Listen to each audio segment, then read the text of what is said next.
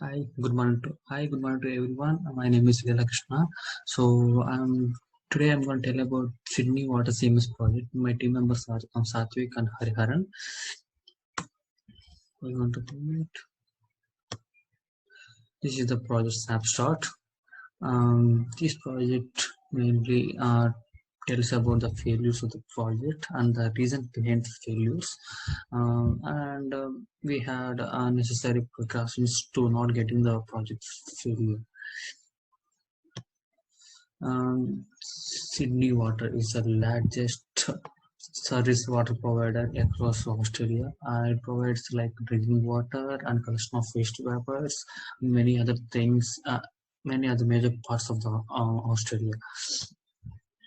These are the major issues of project failure: governance, poor customer response, project specification regarding user interference and management, selections of preferred constructor, and hiring the educated constructor. So first of all, governance. According to the 2002 annual report of inadequate disclosure of report, and status, no lights is thrown for proper management. Sydney project has invested $60 million, but almost every reports were written off. So while going to the poor customer response, the customer rejected the project and ignored the project, and the surveys were discredited.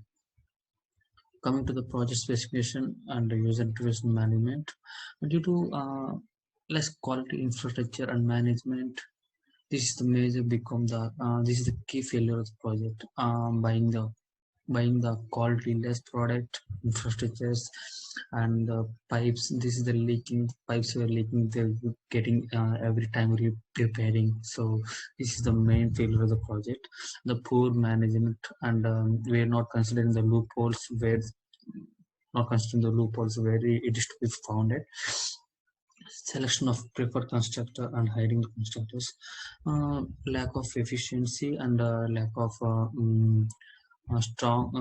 strong workforce, and not having a good team leader. The project cannot be moving forward and making the weaker, and leads to project failure. The project could not be continued because of the board lost the confidence in ability on the contractors.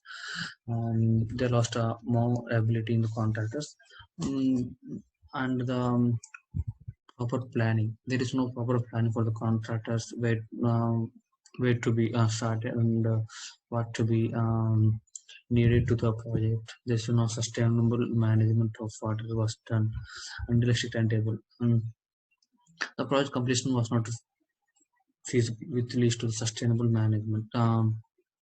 They are not they are not getting the clarity how much time it will take, how much the cost it is estimating. The cost estimating is 10 times more than the actual project budget. The cost contingency, they are not included. The hardware and software was not included. This leads to more cost on the project. In this time, the project team went to occasion to seek further funding to increase the project estimate. So this leads to the loss of time, loss of property, loss of everything level work. It leads to be more effective. So welcome to the risk management. Risk management was not considered about the project at the corporate level. The risk of outsourcing was transferred to the contractors, leading to efficiency. Next slides will be explained by my teammate Hariharan. Thank you.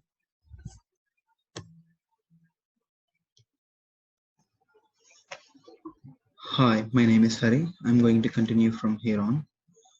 Control systems. Control system is a part of project which has to be looked after by the organization to maintain quality, scope, budget, and scheduling of the project. Quality of the project has to be maintained in order to succeed in the project. The scope helps to coordinate work in the proper way to achieve success in project. Scheduling was been done when planning of the project, where start date and end date has to be designated while planning, and Deadline of the project should not exceed, which eventually leads to the failure of the project. Budget of the project should not exceed the original budget, where it's going to end the project.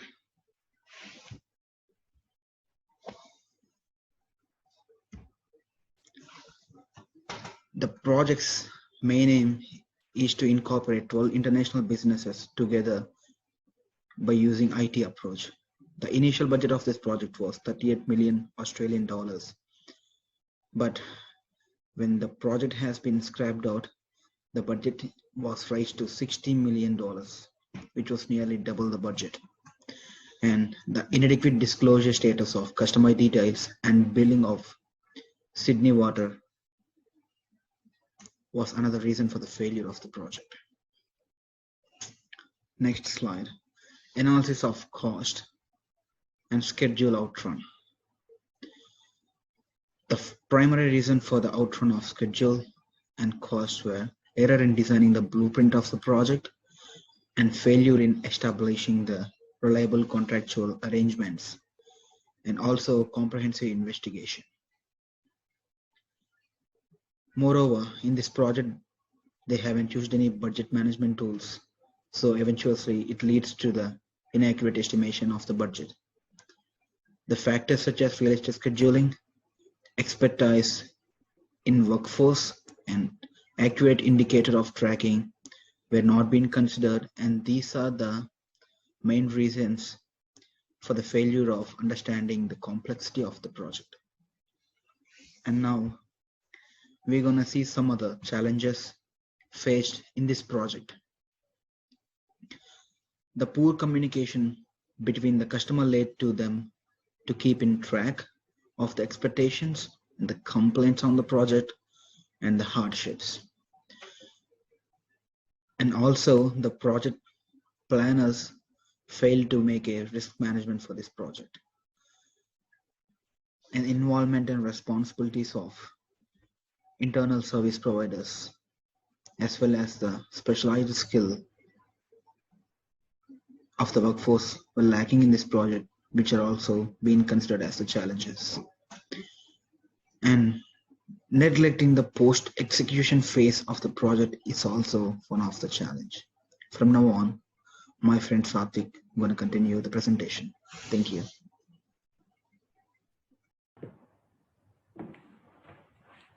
Hi guys, this is Satvik Manchkatla. I'm here to explain about the project execution team. There are several sectors in project execution team like government, advisory and administrative group, various business and delivery partners, research and the education group of the team, project manager, the staff who were working for the project. In government, it is the main body who failed to sanction this project and fix the time and cost of the project. Advisory and administration group, these people fail to ensure the demand and need of the people regarding the project. Various business and delivery partners, they need not pass the tender from the government for this project. Research and education group of the team. In this team failed to research about the unavailability of the fresh water. Project manager. The planning and execution of the project was under the project manager, but he did not take care of the requirements for the project. The staff who were working for the project. They were the people who are on the ground and in the technical basis did not give full cooperation to have worked for the project.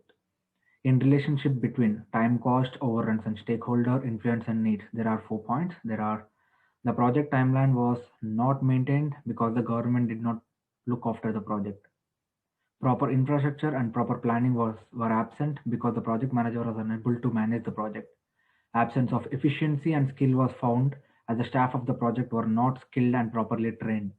Financial controls were not appropriate because the government was unable to keep a look at the project. Analyzing of possible actions for success. There are two, like focus on customer feedback and focus on proper infrastructure. In focus on customer feedback, it is very important to get the feedback of the users of the project. The success of the project will be maintained only when the demand is met by those who are using this project.